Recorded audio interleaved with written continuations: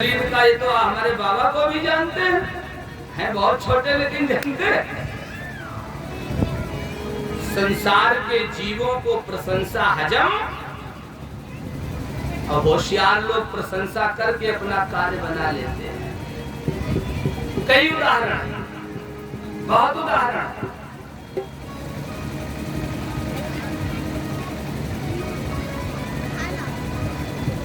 उपस्थित सज्जनों, सम्माननीय माताओं, ध्यान देना।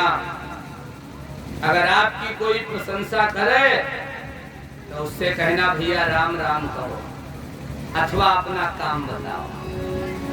हाँ, इसी भागवत महापुराण में कथा है। देवराज इंद्र ने मदन की प्रशंसा की। मदन कामदेव कब की?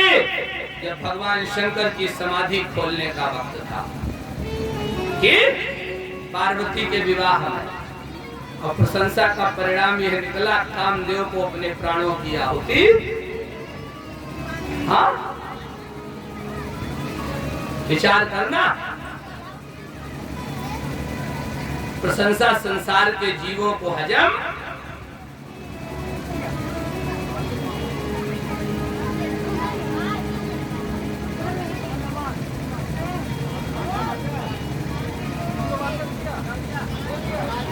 बोलो आनंद कंद भगवान की, कन्हैया लाल की, श्री राधा कृष्ण भगवान की।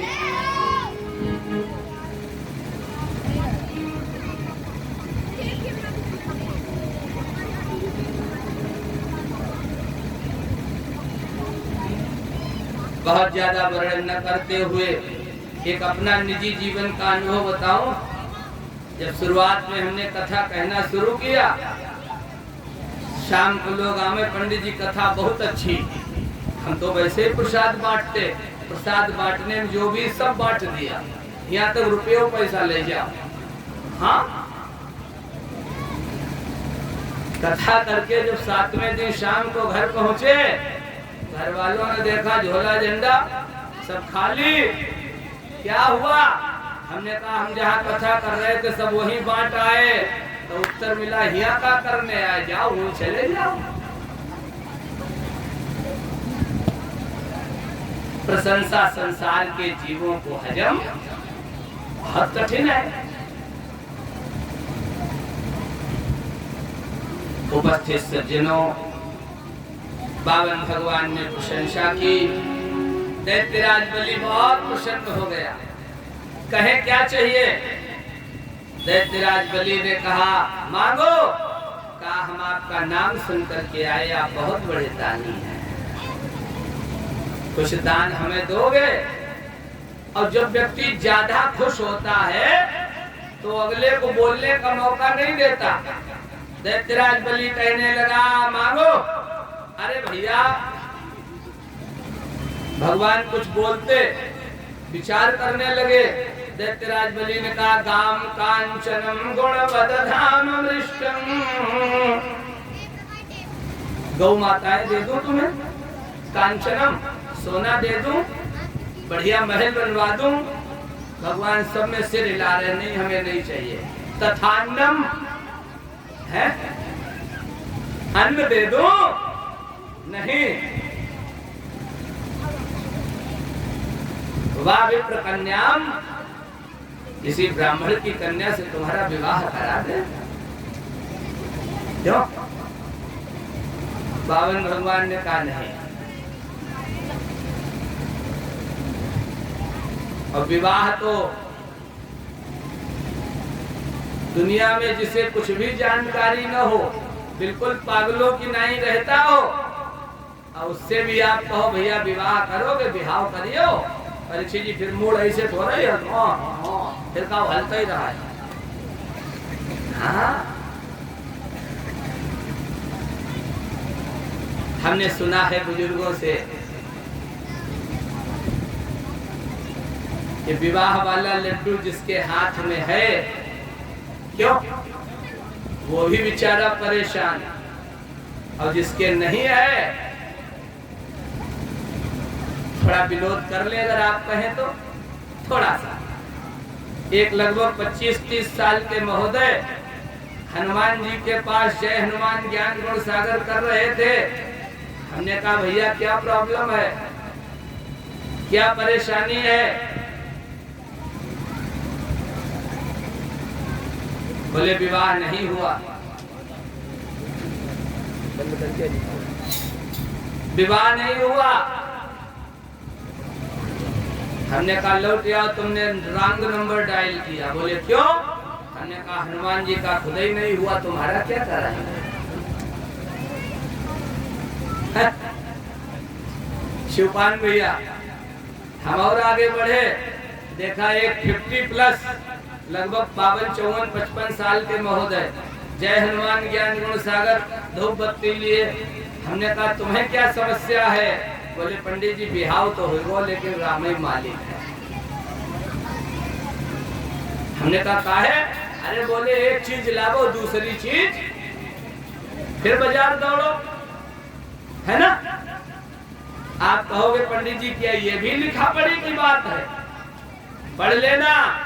गृह कारज नाना जंजाला अते अति दुर्गम शैल विशाला, है कि नहीं? ये गृहस्थी दुर्गम शैल है, इस पर चढ़ करके और जो सुरक्षित बना रहे वो वेरी लकी पर्सन, बहुत भाग्यशाली है। नहीं तो न मालूम लोग क्या क्या कर जाते हैं, नहीं? बावन भगवान ने कहा भावित्र कन्याम, किसी ब्राह्मण की कन्या से तुम्हारा विवाह करवा दे। दैत्यराज बलि ने बावन भगवान से कहा करा दे। बोले जिनके हो गए उनसे पूछो। बोले गोविंद भगवान की माता को क्षमा करना है, नहीं करना। ग्रामान गांव दे दूं, हाथी दे दूं, घोड़े दे दूं, रथ दे दूं, भगवान सब में मना करते जा रहे हैं। और जब व्यक्ति बार बार ऑप्शन दे, बार बार विकल्प दे और सब में मना हो तो फिर ये लगेगा, है ना? भगवान ने कहा फिर हम जो कहें वो दे। बलि ने कहा तो मांगते क्यों नहीं हो? सब में मना करते जा रहे हैं। बावन भगवान ने कहा हमें 3 कदम भूमि चाहिए, वो भी पदान हम अपने पैरों से नापेंगे। बावन भगवान के सामने दैत्यराज बलि ने सिर पकड़ लिया। अरे मांगा था तो कम से कम हम दैत्यों के पैरों से नपवा लेते। 52 अंगुल का स्वरूप, छोटे छोटे पैर, क्यों? हम दैत्यों के बड़े बड़े पैर, लंबा शरीर, कम से कम एक मकान तो बन ही जाता है। बावन भगवान ने कहा हम छोटे, हमारी मांग छोटी। दैत्य गुरु शुक्राचार्य ने देखा चेला लुटा जा रहा, हमने इतनी मेहनत की, हाँ चाहे कोई विश्व का व्यक्ति मदद क्यों न करे, अगर आपने कुमार्ग पर कदम रख चुके हो तो भगवान कहते मैं सुमार्गी व्यक्ति की मदद सबको एक तरफ करके करूंगा। है? शुक्राचार्य ने इतनी मेहनत की, लेकिन भगवान ने कहा तुम चिंता न करो देवताओं, मैं मदद करूंगा। ठीक है ना? और परिणाम यह निकला। दैत्य गुरु शुक्राचार्य ने देखा, चेले से कहा कह दो हम नहीं देंगे। दैत्यराज बलि ने कहा गुरुदेव ये है भगवान की व्यवस्था, मेरे जीवन में अगर मेरे दरवाजे पर कोई याचक बनकर के आया है तो उसे मैं निराश नहीं लौटा सकता। शुक्राचार्य ने समझाया एस वैरोचने साक्षात भगवान विष्णु रभया। हे विरोचन के पुत्र बलि, ये साक्षात भगवान विष्णु है। कस्यपादितेर जातो देवानां कार्य साधका, ये मैया अदिति और कश्यप के माध्यम से दुनिया में आकर तुम्हारे दरवाजे पर याचक बनकर आए हैं, भिखारी बनकर के आए हैं, देवताओं का कार्य बनाने के लिए। बावन भगवान के सामने दैत्य गुरु शुक्राचार्य से बावन भगवान के सामने दैत्यराज बलि ने कहा, ये मेरे जीवन का सौभाग्य है, अगर विश्व का विधाता याचक बनकर मेरे दरवाजे आया है तो भारत के इतिहास में मेरा नाम स्वर्णाक्षरों में लिखा जाएगा।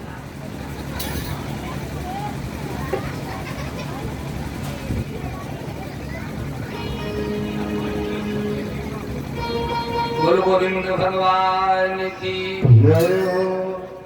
श्री राधा कृष्ण भगवान की। गुरुदेव भगवान ने देखा चेला लुटा जा रहा है, छोटा स्वरूप बनाया, स्वरूप बना करके जिस पात्र में जल रखा था उस जल पात्र के छिद्र में जाकर के बैठ गए। अब एक आंख लगाकर बाहर का नजारा देखने लगे।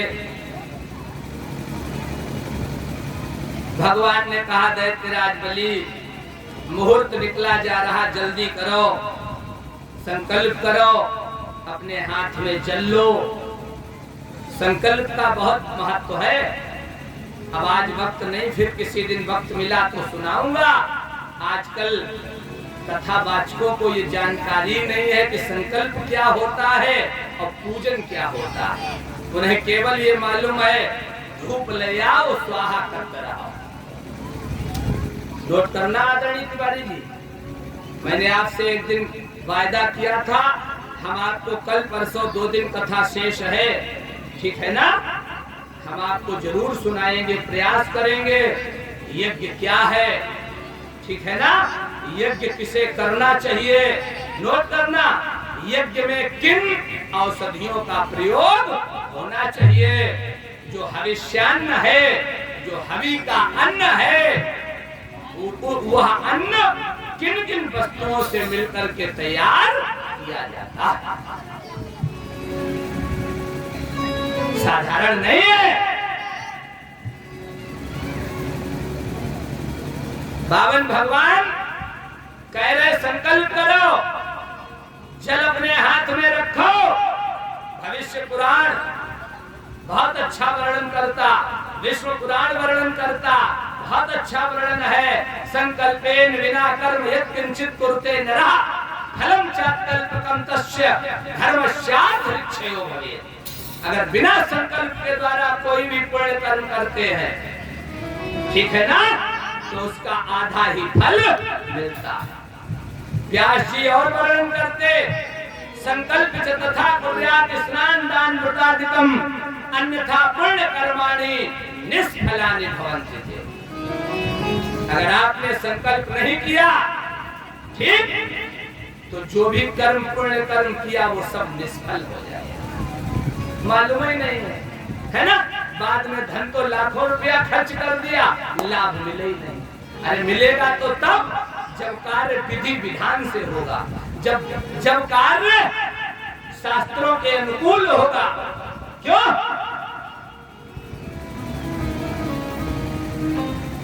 उपस्थित सज्जनों, संकल्प के लिए जब जल डालने का समय आया, उसमें गुरुजी बैठे, जल गिरे ही ना। भगवान ने कहा, अच्छा, अपने बगल से कुशा का आसन निकाला, उसमें से एक कुशा लिया और जो उस छिद्र में डाला, गुरुदेव जी की एक आंख पकड़ करके बाहर आकर के तुरंत ही खड़े हो गए, मार डाला, मार डाला। भगवान ने कहा, और गड़बड़ी करो। अरे कोई ले रहा, कोई दे रहा। तीसरा उसमें अगर भांजी मारता है तो उसका यही हाल। नोट कर लेना। हाँ,